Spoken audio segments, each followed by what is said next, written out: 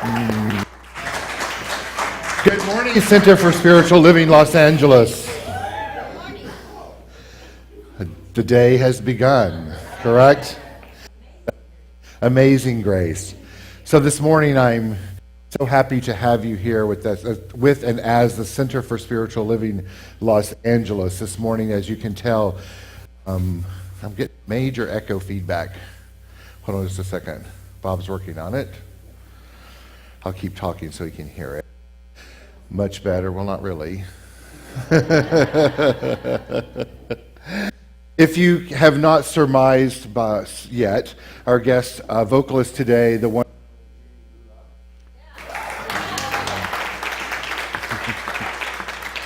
as we've referred to each other over the years as my soul brother from a different mother. So happy to have Jamie here today along with Andrew Belling. Yes. The topic today, if you also probably surmise, is grace. Ain't it amazing? And experience both in working through the issues with my microphone and Jamie singing this morning already. And okay, we're going to have to do something about this. Is the concept of experiencing grace. We experienced it already because Jamie opened our service with this beautiful song, and I thought he was doing it before my talk. So, so the grace of God has graced you with the wonderment of that song. And then, of course, whatever's going on with the microphone is also going to be that. So if we can't work that out, I may go rogue and take it off because I won't stand behind here for long. We all know that. So happy Sunday. How is everyone? Good, yeah. Good. Right. With a chill in the air, there's a warmth in our heart, right? I could write poetry. So for those of you that, hello, Gustavo. Welcome back. Good to have you back. So we're a tight-knit little crew today. So I don't know about you.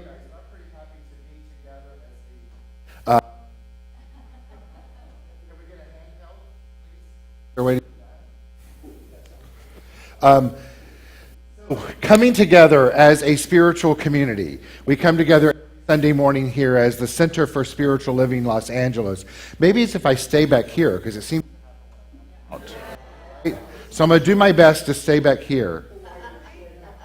The wire is shorting out. Okay, but it only seems to happen when I come close. So it's not happening back. So if I stay back here. So I'm going to... Hello. 1 to 2, 1 to... Keep trying with this because that won't work for me, that handheld unless I absolutely have to do it. All right, great. So we come together every Sunday morning as a spiritual community. And we do so that we can create a safe space for all aspects of humanity, whether it is with no dependence upon gender or the way you express your life through age or sexual orientation. We appreciate and respect all colors, all beliefs, all religions, all types of people. In other words, we open our minds and our hearts and our beings to welcome into our space here known as the Center for Spiritual Living Los Angeles, to welcome each and every individual on their journey of life. Their journey of life is they're finding their personal self-empowerment through a spiritual awakening. So we do so every Sunday morning in that process of not just physically doing that. Can't you feel the energy of opening and welcoming this moment? Whether you're here in person or joining us live, as well as we had a Facebook Live going a moment, so we can say hello to everyone online, right? Do so also in the way of opening with a ritual every Sunday morning. The purpose of the ritual is for us to anchor ourselves in the awareness of a truth that exists, that we're all one. And within that oneness, there are a variety and a multitude of qualities of the divine that exist according to our philosophy and teaching of metaphysics. And so this ritual is that opportunity for us to anchor ourselves in that, both through word, through receptivity of the energy that's being transpired, as well as a call and response song. The call and response song is led by our musician, the beautiful Andy Belling. Or is Jamie singing along on that? And Jamie singing with us for the calling and the light. That's the name of our ritual. Every Sunday morning we open up this ritual using our practitioner of the day. Today our practitioner is Reverend Lenore Edney. So I'm going to welcome her to the Bema. And our illuminator of the day is Julia Stubblefield. So please welcome, let's anchor ourselves in.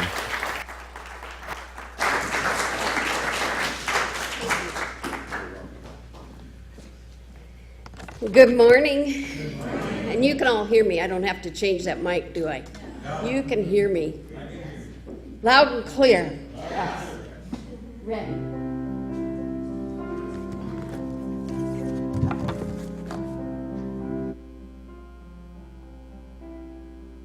Calling in the light, calling in the light, calling in the light of love, calling in the light, calling in the light, calling in the light of love. And the ritual we perform this morning is called Calling in the Light. We perform this ceremony to promote the universal consciousness of life, which acknowledges that all peoples and all faiths, all sentient beings, come from the one abiding presence. I know he's coming up here, which we call spirit. And the purpose of this ritual is to draw into our gathering this morning a conscious awareness of our oneness and the qualities we possess as we are complete expressions of the divine.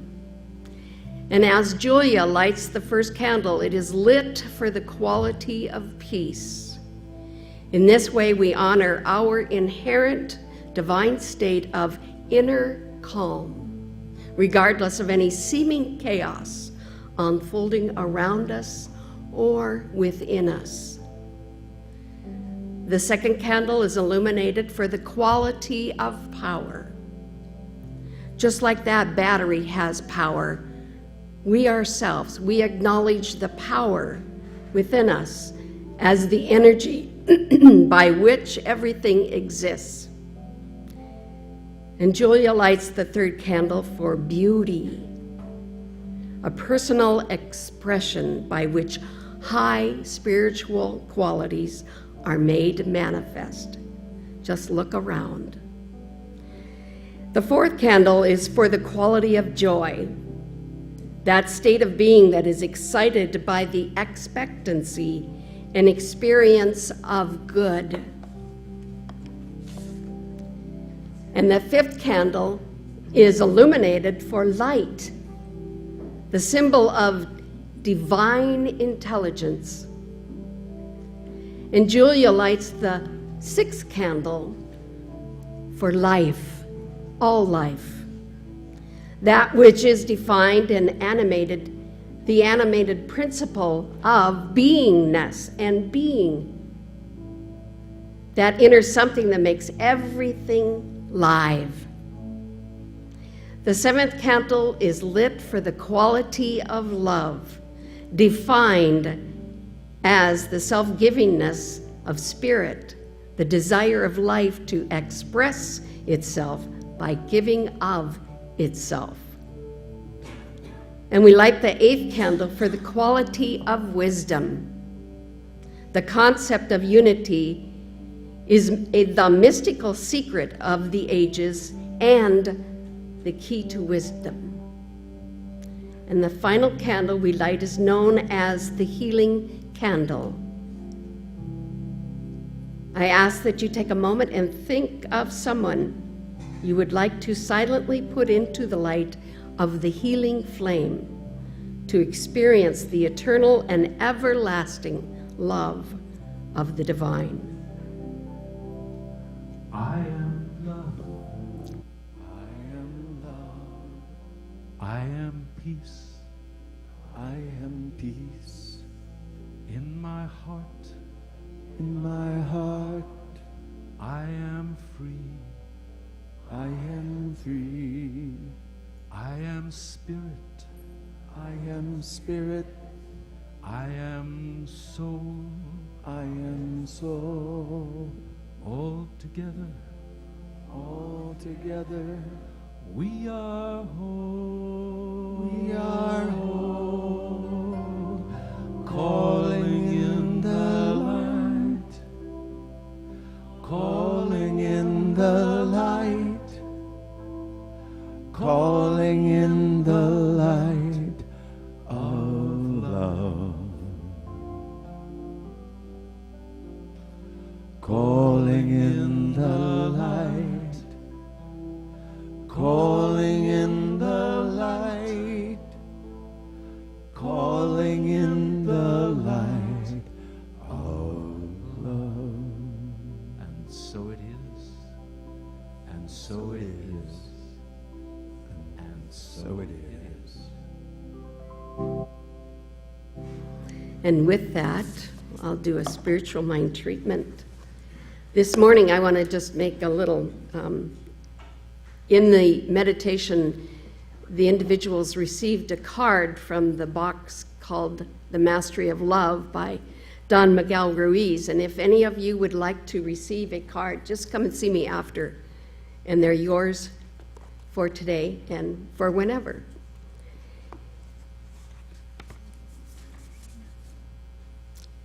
So I ask myself this very day, what is it that is mine to do? It is for me to be still, be calm, be still, be quiet, and listen. Just as the wind goes out over a meadow and moves the grasses, that is grace. That is healing energy. That is God. That is universal mind working and expressing. So, with each and every person in this room, with each and every person on the internet joining us, we accept and know that grace is ours.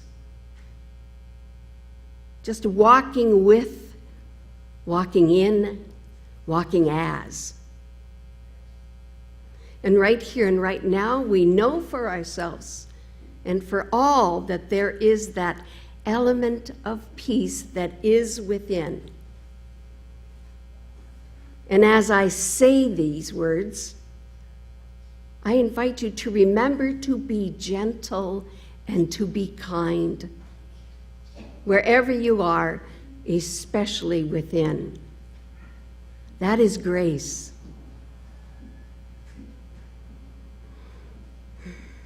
And as we are gathered this day in this room, in this community, and online, and even on the phone via FaceTime, boy, oh boy, it doesn't get any better than that. We pray ceaselessly, knowing that the divine within is guiding every step of the way, and our mind is clear and loving and sweet and generous and willing to accept the highest good possible wherever we are. So as that is expressed, what we do ultimately is relax into God. And this very moment we get to begin again. Isn't that wonderful? Yes. As these words are repeated over and over this day, relax into God, we accept easily that we can handle that we can do that we are that. So as we hear the words of our beloved Reverend Dr. Keith, our minds are open and our hearts are open for what it is that we need to learn.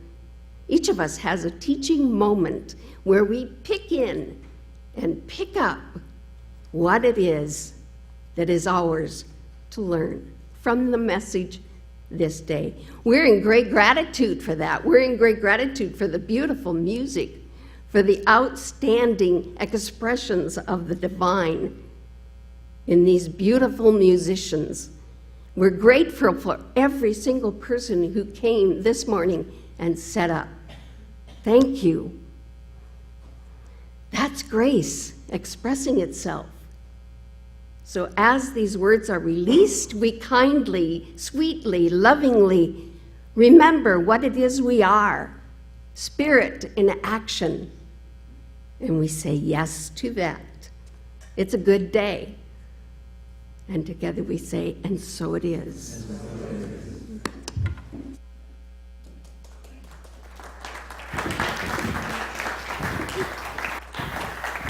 Thank you, Reverend Lenore, and thank you, Julia. Thank you, Andy, and to Jamie. So you guys have already experienced the wonderful Jamie Lula as in his opening song and singing with us. Jamie is someone, we've known each other for many years, and Jamie, when he opens his mouth to sing, it moves beyond cerebral activity, and his soul just rises up and shares his gift to the world. And I've never met a musician that didn't love working with him, because you are just so authentic and real. And you get to experience more of that right now. So let's welcome to the Bema Jamie Lula.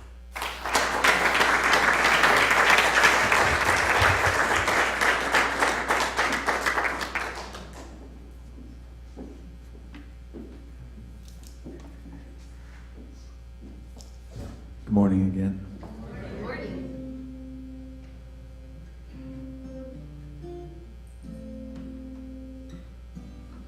So I wrote this song 2 years ago. I was driving the Blue Ridge Parkway when the leaves were changing. Anybody done that in here? If you've never done it, put it on your bucket list. It's fabulous. And all I could say was, oh my God. Every hill I'd come over, and it was like it was just fabulous. And this is what came out. Oh my God, oh my God, oh my God. Oh my God, this is beautiful. Oh my God, oh my God, oh my God. Oh my God, life is beautiful. I never rode 55, but I'm slowing down for the sight. The hills are asleep, but alive. Autumn's awake when I arrive. Oh my God, oh my God, oh my God. Oh my God, this is beautiful. Oh my God, oh my God, oh my God. Oh my God, life is beautiful. I'm so far away from my home. Another bend in the road. Is this what it takes to get my attention? Sweet Mother Earth's intervention. Oh my God, oh my God, oh my God. Oh my God, this is beautiful. Oh my God, oh my God, oh my God. Oh my God, life is beautiful. Come on, y'all. Oh my God, oh my God, oh my God. Oh my God, this is beautiful. Oh my God, oh my God, oh my God. Oh my God, life is beautiful. Sweet embrace, never wanna leave here right now. I always wanna be spinning a leaf, dancing down, perfect vibe, gonna keep around. Oh my God, oh my God, oh my God. Oh my God, this is beautiful. Oh my God, oh my God, oh my God. Oh my God, life is beautiful. Come on. Oh my God, oh my God, oh my God. Oh my God, this is beautiful. Oh my God, oh my God, oh my God. Oh my God, life is beautiful, life is beautiful. Oh my God, life is beautiful. Oh my God, life is beautiful. Oh my God, oh my God, oh my God.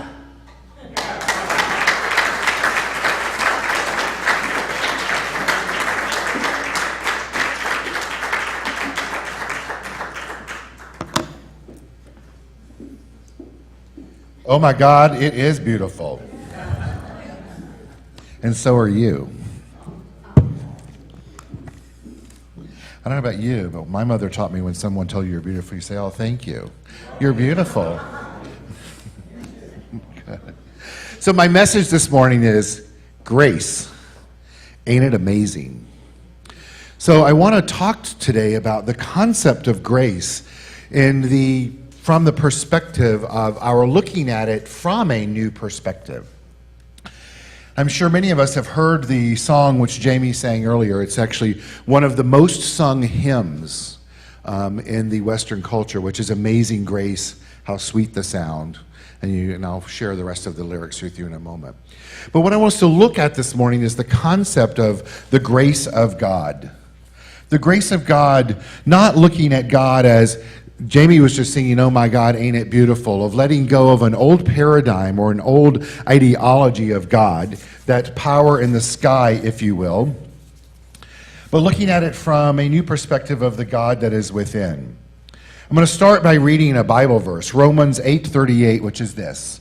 I'm sure that nothing can separate us from God's love, not life or death, not angels or spirits, not the present or the future, not powers above or powers below.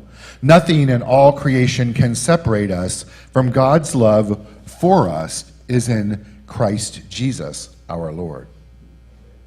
Now, I don't know about you guys, but for me, based on the history of my life, up until the last few years, when I would hear the words Christ Jesus, our Lord, there would be a really sharp chill that would run down my spine, and not necessarily a good way.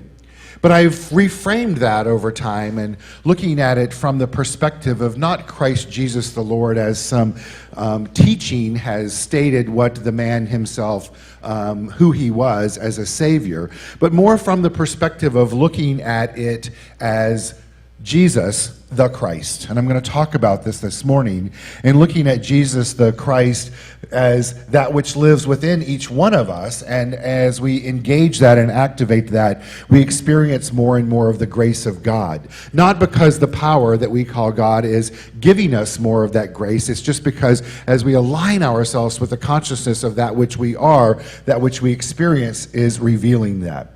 The metaphysical meaning, or the traditional meaning of grace to begin with, is living in God's favor. Now, of course, we know as practicing metaphysicians that is an impossibility. Because for that to be a possibility, there has to be a power that can both extend and retract its favor.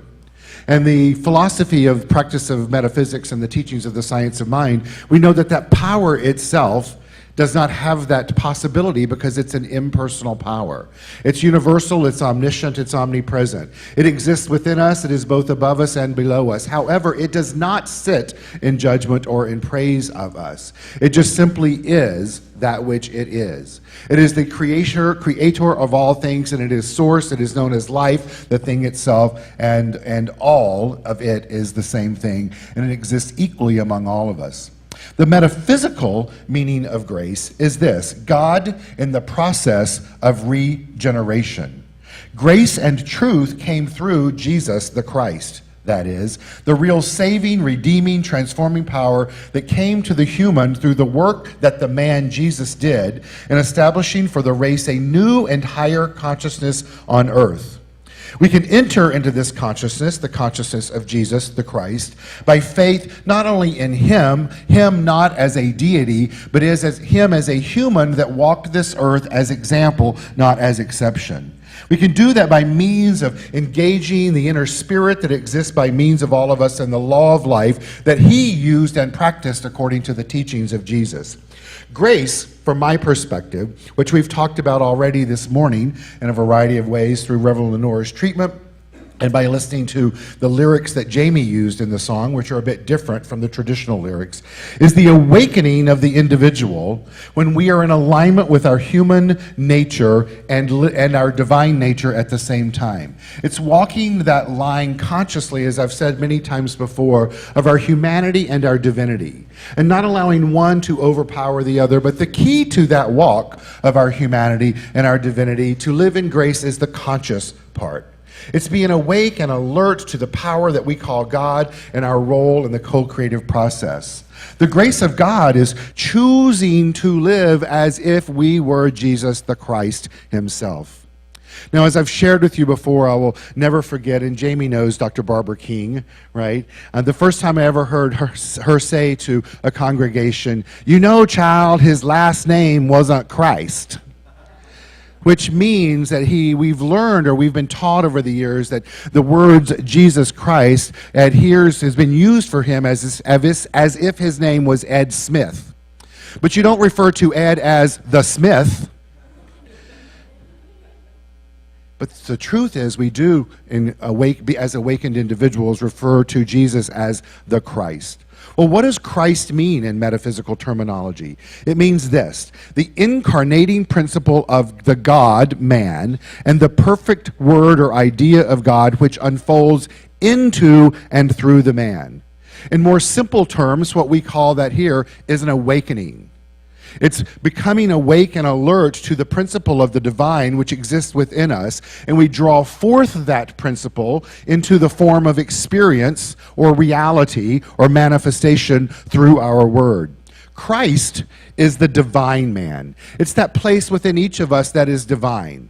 We all have it. There's nothing that we can do to get more of it, and there's nothing that we can do to eliminate any of it from us. It simply is. But it's that place of pureness, of wholeness, of perfection, of completion that exists within us, and we get to experience more of it as we invoke those laws into that principle of life. Christ is the divine man, and Jesus is the name that represents an individual expression of the Christ idea.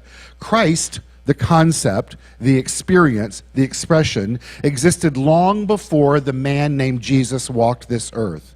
It was the Christ mind in the human Jesus that exclaimed, "And now, Father, glorify thou me with thine own self and the glory which I had thee before the world was."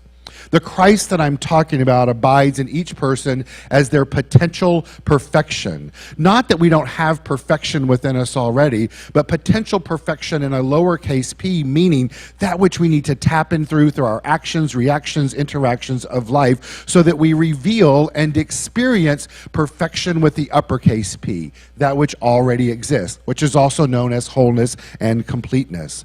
Jesus, the Christ, the embodiment of all divine ideas, exist externally in the mind of being as the only begotten Son of God, or the Messiah, or the Anointed One. Now, if the Christ exists equally within all of us already, as I just stated, then what that also means is the Messiah and the Anointed One does as well. Well, what then does Messiah mean in metaphysical terminology? It means the promise of the visible manifestation of the Christ. Christ is the fulfillment in the human of this promise and possibility. What we're being told here is that for you and I to activate and to engage our Messiah capacities, then what we must do is live from the place of the Christ within. Well, how do we do that? We do that by living consciously from a place of grace and allowing grace to be active within us. Well, why did I want to talk to us about that today? I want to talk to us today about this because I want to remind each of us and encourage each of us to open our mind and our heart and our soul and our being in a new way to listen to the spiritual truth that there is a Christ within each and every one of us waiting to be activated or reactivated. And when I say reactivated, it's that I'm not judging anyone's life or saying that you're not already living from a place of Christ-like already. What I'm saying and encouraging and wanting us all to agree today is that there's probably somewhere in each of our lives where a healing is being called forth. Jamie sings a song about there's a healing. There's a healing going on. And there's a healing that's going on right now for each and every one of us in life. Once again, without any judgment or without any opinion around it, just knowing that, as Ernest Holmes says, that a healing is a revealing. And if our objective is to reveal the Christ that is within us, then it makes sense for that to transpire, then the healing must take place. So what then must take place? Well, we must let go of anything that is contradictory to our Christ-like qualities and engage those. That place in our life that is waiting for that healing to be called forth may be in a relationship. It may be in an external relationship or one with the self. It may be in regards to our self-worth. It may be in an area where forgiveness is needed. It may simply be a place in life where we have wronged someone or feel like we have been wronged. Grace. Ain't it amazing? The lyrics, amazing grace, how sweet the sound that saved a wretch like me. I once was lost, but now I'm found, was blind, but now I see. 'Twas grace that taught my heart to fear, and it's grace my fears relieved. How precious did that grace appear the hour I first believed. John Newton wrote those lyrics. I'm sure that on no level whatsoever did he consider himself to be Christ-like, because I don't know if you guys know the story, but he was on a ship where there were slaves. He had chosen to be on this ship where there were slaves. He met a storm that was astronomical in nature, if you will, and it's from that moment he had an epiphany and a conversion, really is what he had, of realizing that what he was doing was wrong. And he wanted to be relieved of that wrongness, and he cried out to God for forgiveness and absolution, and in that process he committed his life to not only being an abolitionist from that point forward, but to being a man of the cloth. I share that with you today because I don't believe on any level whatsoever a conversion is being called forth for any one of us in life. But what I believe with every fiber of my being is that at all time there is a higher level of awakening that is being called forth from us and through us. And that can be something that can be filled with ease, it's something that can be filled with joy, and it's also something that can be a struggle, that can be pain. But the key is that if we let the pain go and open up to the joy of the process, we engage and experience grace in a new way. The last line of the lyrics, according to John, was, "The hour I first believed." So what that's telling us is that John Newton was a practicing metaphysician. He didn't know that, but he was.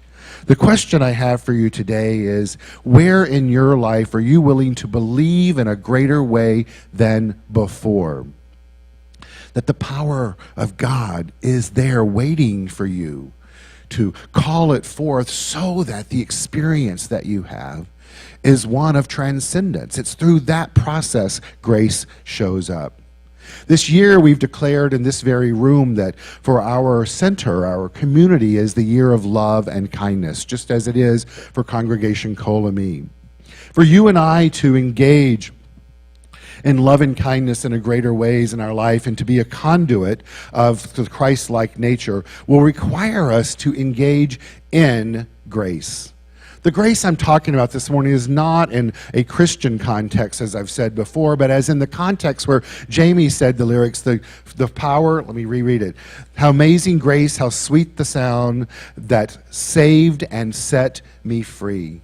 What we're looking for today and each and every day is more freedom in our life. Would you guys agree with that? Freedom from the constraints of the enslavement of old ideology, of pain, of discord and disease, of anything that is keeping us from not only experiencing the divine fully and wholly and completely within us, but from a place of not expressing our Christ-like nature with every opportunity. This morning, what I'm hoping for us to look at with the concept of grace is that we move from a place of blindness to seeing, metaphysically. That we move from a place of fear to expressing with the heart of love, metaphysically. That we move from enslavement in our minds to freedom, metaphysically, and that we experience grace by opening ourselves up to that which already is, while at the same time embracing something new. Well, why is it important for us on our journey of personal self-empowerment to a spiritual awakening to live in grace. It's because the concept of grace in and of itself has many, many benefits. Although traditionally, grace is thought of as a religious concept, as I've addressed before, with benefits only for believers in God, the experience of grace is available to all, and the benefits to all people, whether you're religious, spiritual, agnostic, or atheist. Grace is a state of awakening to the gifts of existence, of life, and of love. Because of this awakening, if we choose to have it, that when we're in a state of grace, our mind is liberated, as I said before, from mental slavery, and we get to enjoy happiness, a relaxed mind, and boundless energy. Grace is the antidote to spiritual disease, to anxiety, to paranoia, and to depression. When we choose to live in a state of grace, we know our purpose, and we effortlessly succeed in co-creating a life that benefits not only ourselves, but an ever-growing circle of those around us. Grace. Ain't it amazing? Freedom is what we're seeking through grace.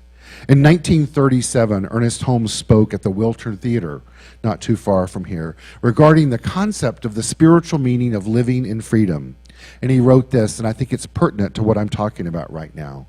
Ever since the dawn of civilization, and this is a transcript from that talk, ever since the dawn of civilization, ever since the first humans began to grasp the significant fact that they were individual beings in a universe that seemed to be more or less hostile to them, the entire search of the human mind, its whole endeavor, has been to get free from evil, from bondage, and the shackles of lack, want, fear, superstition, uncertainty, pain, disease, poverty, and fear of the hereafter.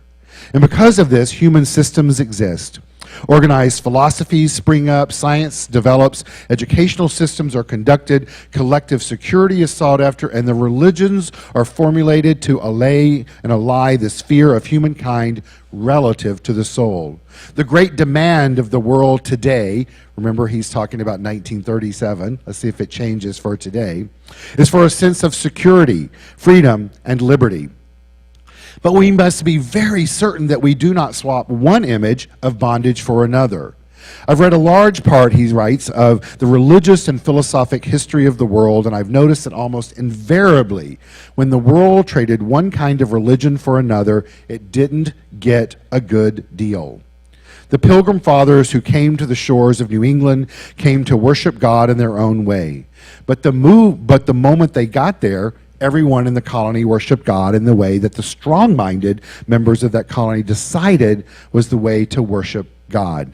That was not freedom. Even in our newer religions of the last 75 or 100 years, very frequently we meet people who say they have now found the truth. And then, unfortunately, a large majority of them disclose that they merely have found an idea they liked and called it truth because they were egotistical, self-conscious, self-righteous, with an attitude of condemnation towards others.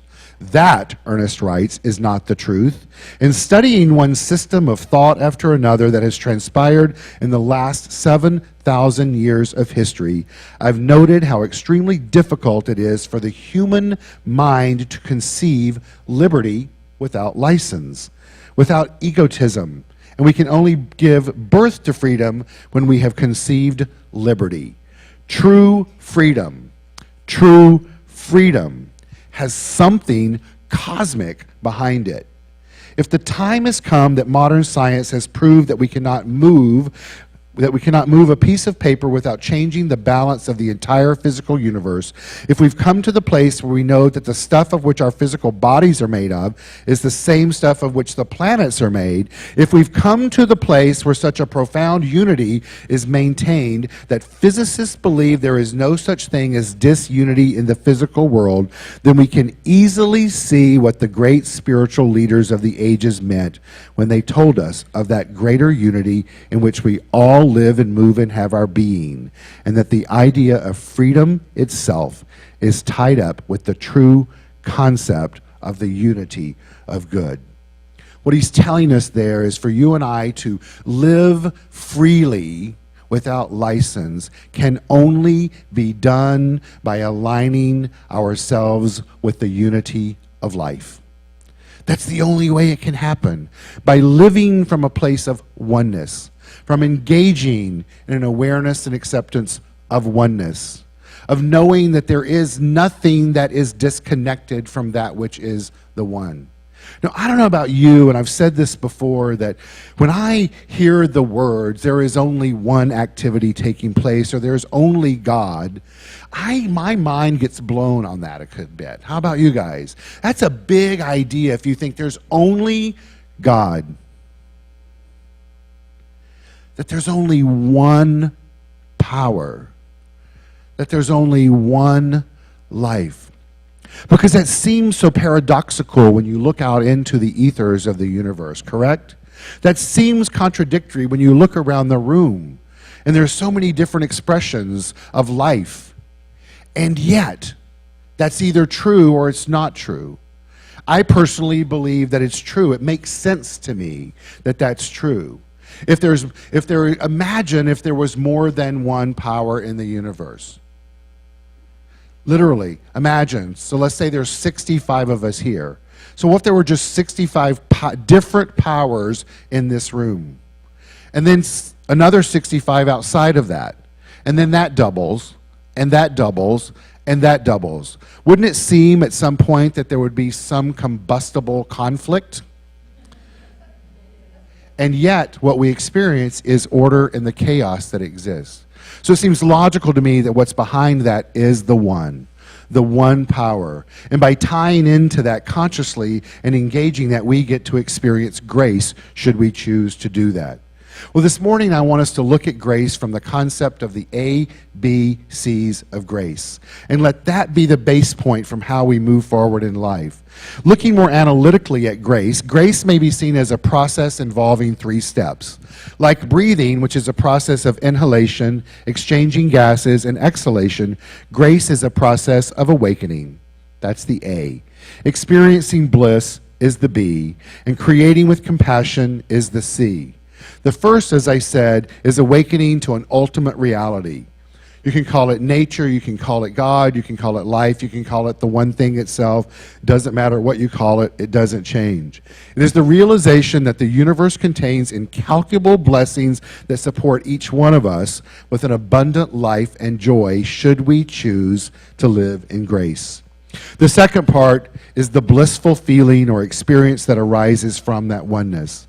I know for each of us in this room today, you have had that experience of bliss from knowing that there is only one activity, correct? Of course you have. Otherwise you wouldn't be here.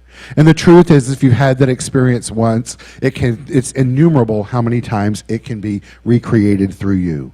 This experience of grace feels like unconditional love, gratitude, blessings, love, profound acceptance, relaxation, joy, serenity, and inspiration. The third aspect of grace is compassionate creativity. The blissful feeling of grace then energizes and inspires one to share the joy through the compassion you have for life to others. Compassionate creativity spontaneously overflows from an abundance of awareness and bliss. This compassionate creativity may look like a smile, an encouraging word, a meal for the poor, the creation of inspirational art, the creation of a helpful new technology, or any action or way of being that serves others. When a person, you or I, lives in a state of grace, we automatically channel the love of the divine. Grace shares the abundant overflow of love, and service is the natural expression of grace and its feelings of kindness, love, compassion, and radiance of joy and serenity. Grace only gives from a sense of abundance. You and I have the opportunity today to live from the space of amazing grace, to open our hearts and our minds and our beings to ask the universe to bring forward through us, or demand the universe to bring forward through us more experiences of this grace. We get to decide for ourselves, when the universe is working through us, whether or not we're feeling the love, the compassion, the power, and all of that other aspects, those components, those pieces of that which is grace. We get to choose whether to live in faith or fear. We get to choose whether or not we are living from a place with seeing with the mind of God or seeing from a place of limitation. I can guarantee you that living from that place of limitation will not bring forward grace in our lives. But we also get to make the choice to not wait until we're on that metaphorical ship out in the middle of the ocean, fearful for our lives, screaming to the power outside of us with every fiber of our being, save me, save me, save me. The salvation of the awakening is an inside job. It's one where we get to ask ourselves every single day, in every single moment, what is it that I desire to experience in my life right now? And then ask ourselves, are we willing to do the work that is required to express who we are as divine beings, as graceful beings already and innately? And it's through that process that we co-create an experience that reflects back to us in life amazing, amazing, amazing grace. Thank you. Have a good Sunday.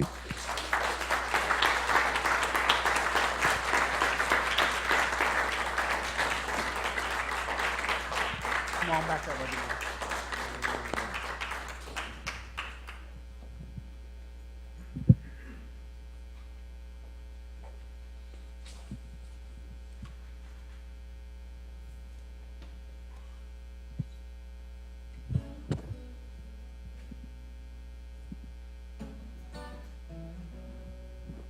Waste I won't waste, waste I won't waste.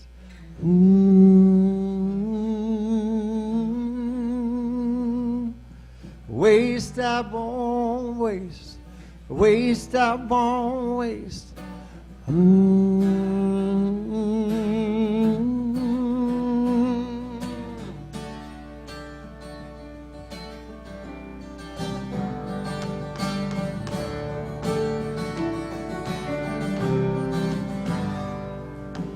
Every moment, every step I take, with every heartbeat and every breath I breathe, I'm grateful.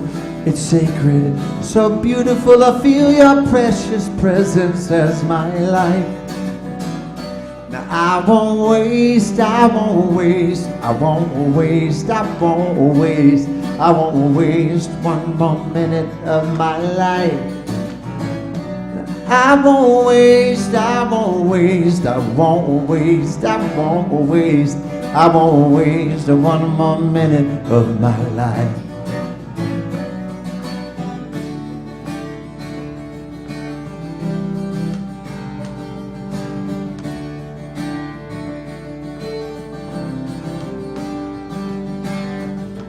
Every conversation is an opportunity to see the light of love shine as our divinity.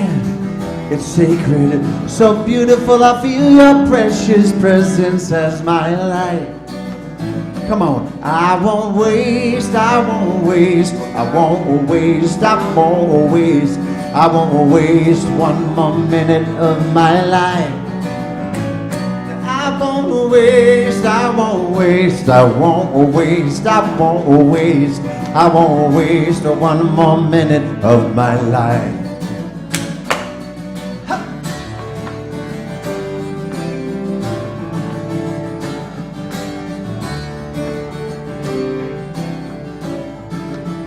Now I have so much more to be grateful than to be sorry for. I have so much more to be grateful than to be sorry for. Come on. I have so much more to be grateful than to be sorry for. I have so much more to be grateful than to be sorry for. Now I don't care how old I am or how I've stumbled down. I've got faith and good reason to let my spirit soar like a phoenix thundering out of its dust to sing a song of truth. I'm not stuck inside illusions or the fantasy of youth. And I rise and I sail and I pour beyond the walls I've built. And I roar like a dish in my hell, you're singing to the Lord. I won't waste, I won't waste, I won't waste, I won't waste, I won't waste one more minute of my life. Come on. I won't waste, I won't waste, I won't waste, I won't waste, I won't waste one more minute of my life. Come on. I won't waste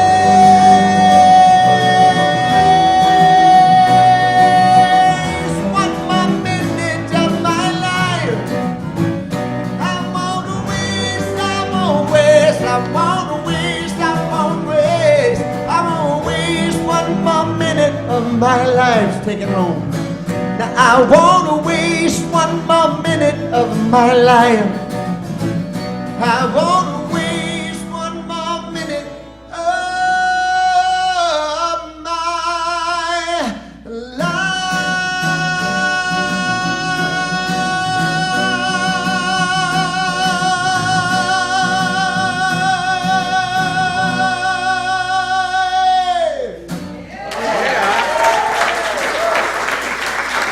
Jamie Lula.